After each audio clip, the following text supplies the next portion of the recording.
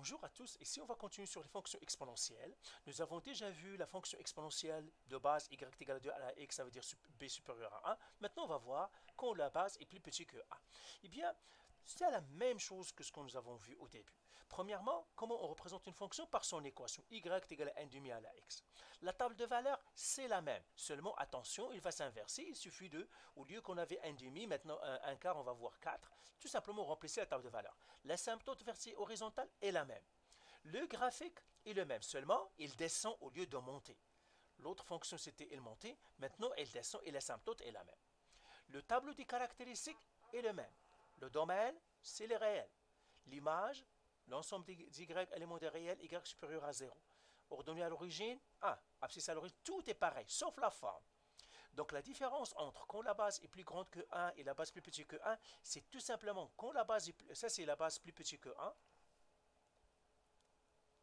Quand la base est plus grande que 1, eh bien le graphique monte. Comme on l'avait fait, je vais le faire ici tout simplement pour vous montrer, mais je vais le faire avec une couleur peut-être bleue. Ça, c'est quand le B est plus grand que 1.